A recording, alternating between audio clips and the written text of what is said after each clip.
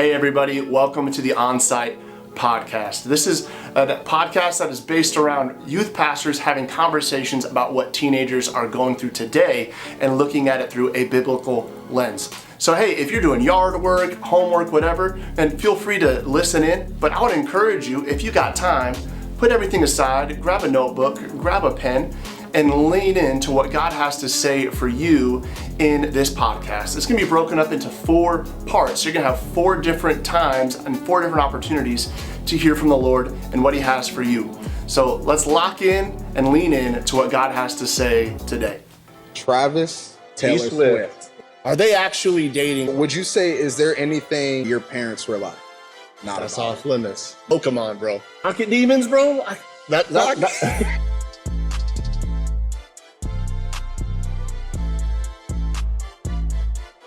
This is the first on-site podcast. That's right. We about to get it.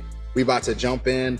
And we got a lot to talk about today. Okay. We got a lot to talk about. But before we jump into anything, if we're going to be talking about culture and looking at it through a biblical lens, I think we got to get into some culture that's happening right now. Okay. What you got? Bro. Travis Kelce. Uh-huh. Taylor Swift. And T-Swizzle, bro. And T-Swizzle. This is because I think they're a big thing right now. Everywhere. They're like everywhere. Bro, I do not watch NFL. I watch NFL, but I will say I've probably seen Travis Kelce more than any other athlete in the last few months. Nobody's watching NFL right now because all they're watching is clips of Taylor Swift watching NFL games. Yeah, that's bro. all they're showing on games right now. It's Taylor Swift's reaction to every play. Did you see the handshake she did? Yes, bro. Yeah, that was with Patrick Mahomes' wife. Yeah. That was the most... Yo, low-key, Patrick Mahomes' wife, too, be trying to sit as close to her as possible. Yeah, bro. Every game. You know she's trying to fan. get on the camera. She's a fan, bro. She's Non-stop. But this is the thing. I think... Because I think we got couples that are always, like, polarizing. And I think the question that we got to ask before we jump into any serious things, we're going to jump into some scripture. But I think within culture, would you say that Kelce, I don't even know what to call them. Like, what would you call Taylor like their Swift? Celebrity name? Their celebrity name. So Travis Kelce. I say trailer. Trailer. Tractor trailer, bro. Tractor trailer bro. works. Trailer, bro. I like that one. I'm trailer on team all trailer. day, bro. I'm on team trailer. Yo, but would you say that trailer is bigger? Would you say they're more polarizing and bigger than Kimye? Oh, dude. Okay. So I'm a sports nerd. Mm-hmm. So I would say yes, because like T Swift, like she's huge everywhere. Mm-hmm. Travis is possibly the greatest tight end of all time, but I just don't think you can sleep on the force that is Kanye West by himself. The amount of attention he gets, plus Kim, and Kim is like, she's known all over the place for a billion different things. I think they are more polarizing. Yeah. I think T-Swift, because T-Swift to Travis Kelce, like, it's Taylor Swift. It's like all Americana. Like, there's nothing really polarizing about them right now. Yeah. Outside of the fact, like, are they actually, here's my question. Are they actually dating, or is this just a plant, bro? Like, is this a psyop, bro? Are they trying to get us distracted? I ain't seen them kiss yet, bro. You think they really together, bro? Oh, I don't know, bro. Maybe that question's too big for the bro. Maybe we'll find out in her next album. You feel me? The next out. So here's the thing. This is probably being shown months after we are actually recording this. There's a real chance they ain't dating no more, and that there's a breakup album that already is created. Yeah, bro. So, what would the name of the breakup album be of her writing diss songs on Travis Kelce? I got a song. You ready? Yeah. He told me he was a tight end, more like a dead end. Come on, that's a bar. That's a bar. Or you can be like, you told me it was a tight end, but now I'm tying loose ends. You always got to take that one more step. Bro, I just built the foundation for you to jump from. Bro, That's all I'm here for. I feel like the album would be like it'd be like her with like face paint on. Yes, You know what I bro. mean? Yeah, bro. In the locker with room. the shoulder pads Yeah. on, bro. Just about to wreck shop. With the high heels, bro. You know what I That's mean? it. That's it. But yeah, I don't know. I would say that in my opinion, Hit me. I would say that Kim Ye is more polarizing. Okay. One more question. Mm-hmm. Who's more polarized? Kimye, or you already know where I'm going. I don't. Jada and Will. What's more polarizing right now? Oh my gosh. I think that's Maybe a we whole should just move on. We should just move on. That's a Let's whole just other move on. thing. I will I'm not even gonna say anything on that. I will say that I would say more toxic. I don't think polarizing. That's because it's kind of toxic's a like good I word. hear about it, but it's not a surprise, kind of. You know what I mean? Like at this point, it's just like, oh dang, that happened. It's like, you know what I yep.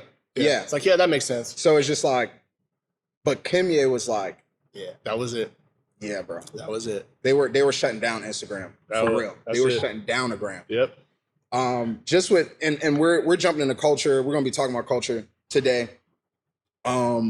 I think another question, if since we're talking about just all things culture, what would you say, just growing up? Because like, I know for me, Kanye was probably one of my favorite artists growing up. Yeah. Like I listened to Graduation, College Dropout. Like that was my guy. Yeah. And but my mom was like, I mean, she was a godly woman. So she You know wasn't what I mean? about that She life. was not about it. So she would always be like if she heard any if she just heard his voice, she's like, cut that off, not in my house. Yep. You know what I mean?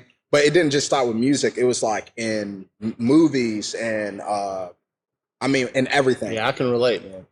So would you say, is there anything like for you growing up where your parents were like, not That's about off it? limits. You know what I mean? Yeah. Pokemon, bro. Pocket demons, bro.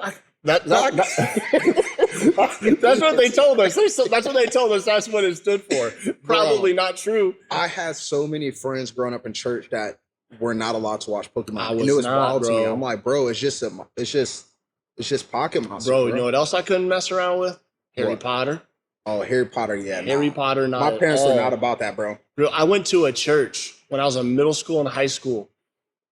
And when the first movie came out, Mm-hmm. there was a display, like they were selling books in the lobby about why Harry Potter is of the devil, bro.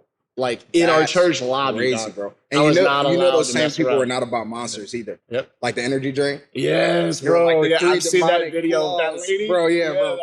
That thing's wild. Yep. I couldn't dance. I couldn't go to school dances. I couldn't listen to secular music.